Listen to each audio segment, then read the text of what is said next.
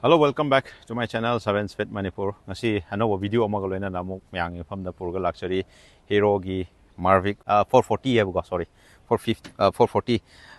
hariba gari si masi aduki matik yamna ka haitare koi off road enthusiast kangbu haitare ko off road pamjaba dagi city ride su dum sina ba yaba dum makhali animakta haitare animakta sinaba yamna nungaigadaw makhalgi gari oiko ado sigi magi cross compete tawgadaw gari sing hairagadi akoigi Bajaj ki Dominar adai KTM gi 390 adagi akoigi Royal Enfield gi su makhal khara lairego ado yengse hariba gari si kamai tawge magi details review do ai si sida hajarage aduga myamna channel si an bathengna yaurgi subscribe like and share tawsan biramo koi gari gi mari laina basing mathang thang adum purga lakcharage go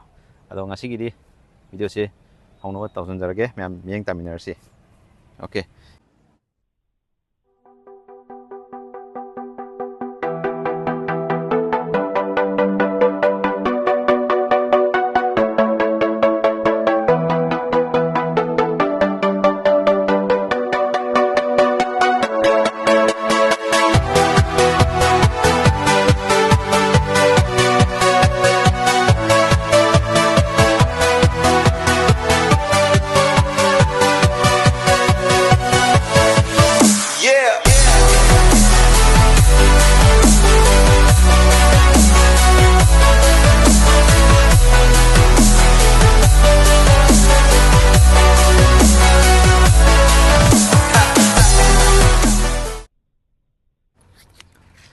Okay, gari sigi ahanbada magi looks yengdringeda hanana khoi magi price hana haita hajarage ko masi price mai variant di matungina lani ko haidi sesina top variant oidini ko khoi variant ahum thongna lei base adi mid adigi sina top oidini ko ado sigi hoji ex showroom price ta kalo lei 2,24,000 sumaina laigini ko ado masi goes up to magi on road tadi dum khara 2,50,000 around fine lakani ko ado yengse mase koina chathoga yengsi ko kai kamai tawge habdo haidi mai look se hapet koina mathang nang chacharake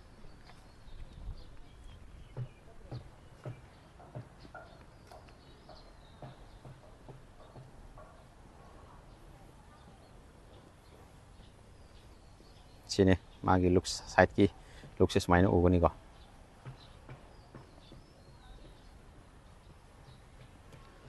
aduga koigi koina satluro matungda magi koigi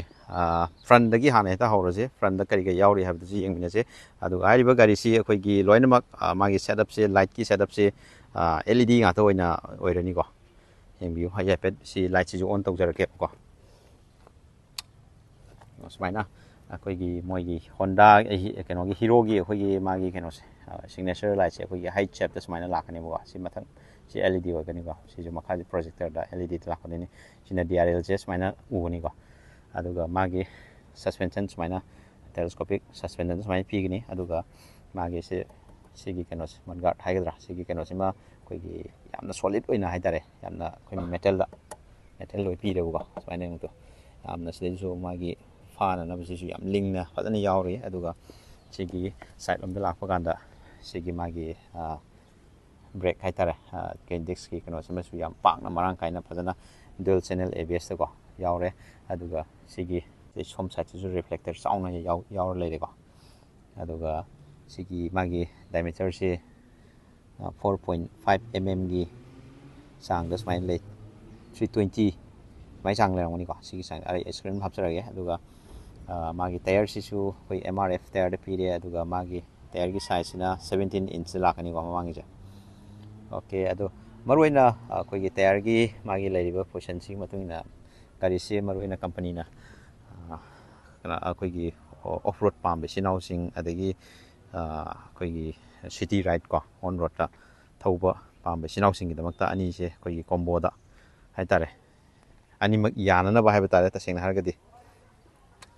adugi mong da adui purpose da saba makhalgi gari oidoni ko yengbiyo gari sigi magi proportion magi looks myamje ado side lom da mu lakpa kanda mu udoi se mase si koigi gari sigi magi engine gi specification lakpa kanda masi koigi liquid cooled lakni ko aduga magi maximum magi power output se keno lakani 27 bhp aduga magi newton meter jina koigi 36 newton meters main lakani ko aduga magi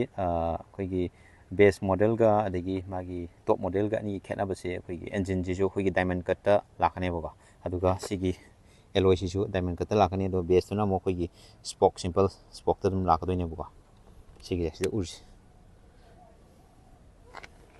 si ju engine ji jo koigi cut che koigi diamond cut ta smine pb re bo aduga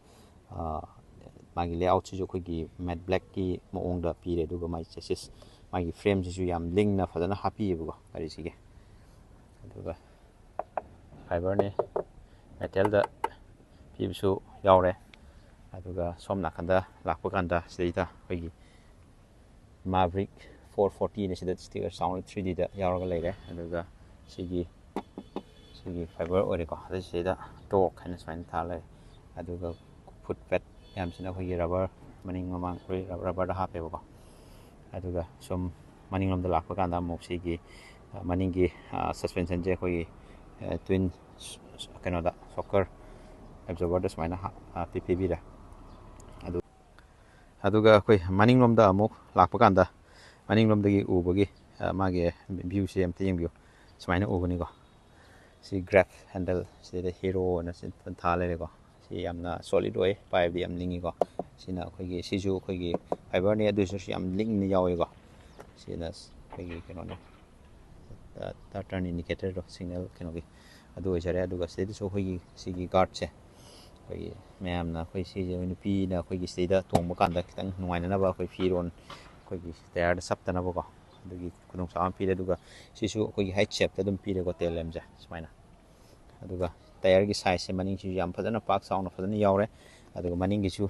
disc brake ne disc brake sing biro dum yam chauna braking gi issue se ke chu le dong man de di yam na marang kaina phajana pb e ko si ju diamond cut ne yeng biro aduga magi exhaust note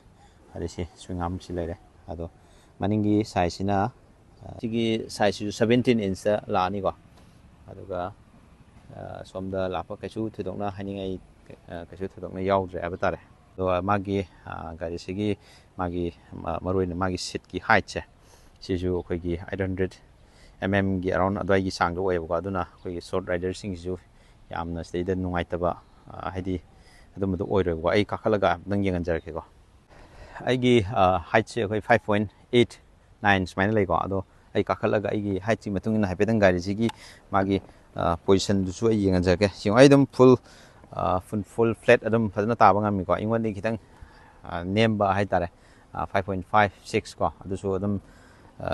comfortably dum phamba yaga dai khalle aduga handle se dum khara wide oi ko aduga kitang posture su kitang upright dum oi adu thaubuda dum yamna dum fazana dum sangna thaubuda khoida yam hakchang da tiredness feel du oi gado mande ko hadi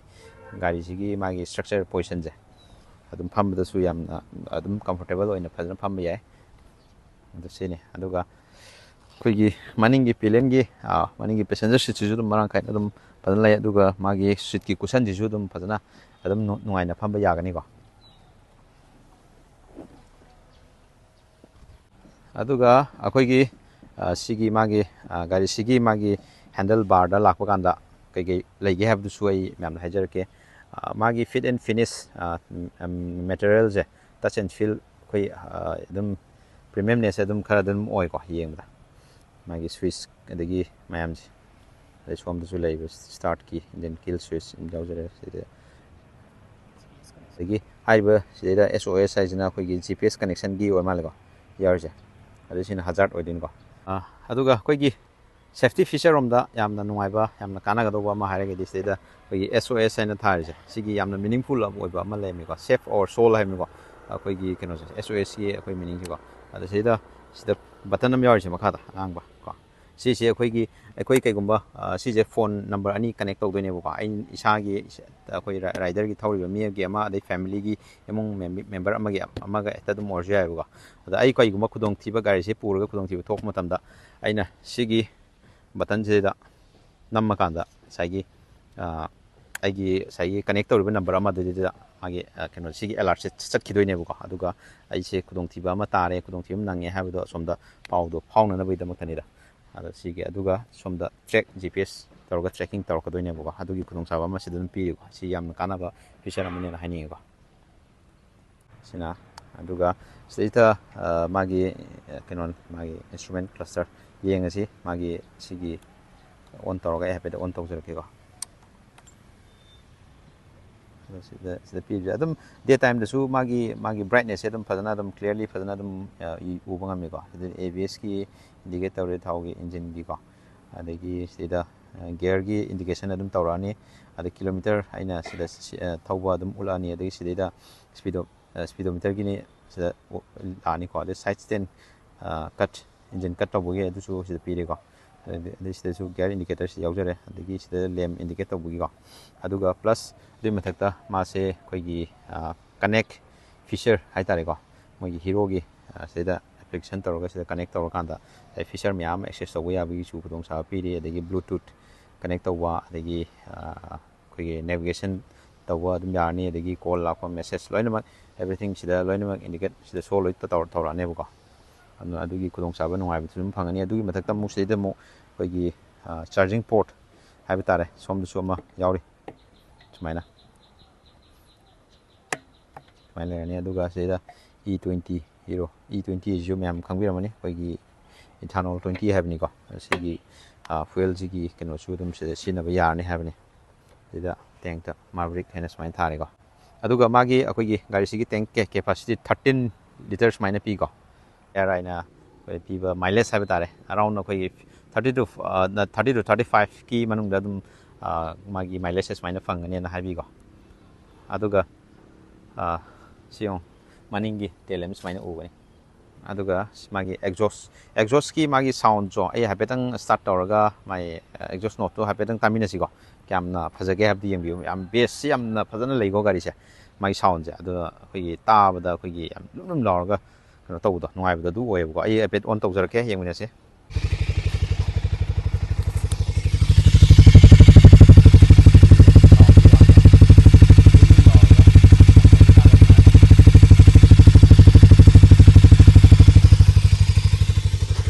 aduga koigi gari sigi magi overall magi dimension adagi magi cup weight ko screen hapsarage cup weight se 187 maina lagini ko aduga magi ground clearance se 175 maina lagini ko magi ground clearance adam descent oi ko yengbiyo okay akoi aroi bada conclusion haiba tare kana gumbai si naw singna koigi haiba gari sigi magi contact id details hena khangniya gadi ai contact number amai the description da hapsan jaramge sida contact tawiraga hena mamutana sigi maramda adum khangbi yagani aduga hariba gari si kana gumba karamba myoisingna hena haidi consider tawbuda fagadage hargadi khagi off road khara dum pamjabe si nausing adagi city ride su dum pamjabe si nausing ani du yenga kanda kaitare company na ani sigi combination da sarpa dum makhalgi gari oidoni aduna haiba ani se pambi be si nausing de maktadi haiba gari si dum yamna powerful jo oiba gari haitare ko adum koigi magi bsp adagi newton meter su dum haipet khar sum wangi ko ado haiba gari si consider tawuda dum nungai ga dry na khanjai ai site gi haitare ko ado adom gi su dum adom gi mota lerga di comment dum haibiro ko adum gari si adom gi haiba terrain makhal da su dum sinabada yam nungai ga do gari oire aduna adom gi su kari mot lege adum haibiro ado si consider tawge hargadi description da contact number hapapani contact tawbiro aduga hena amutana khangnanaba ado asigi di swai sum losinjarge video se mathangi amuk video dum ngaiminasi take care bye bye ado helmet upa kawbiro idam ni ko kaim sa thawde aso bodorna seat belt sunshine phabi gadam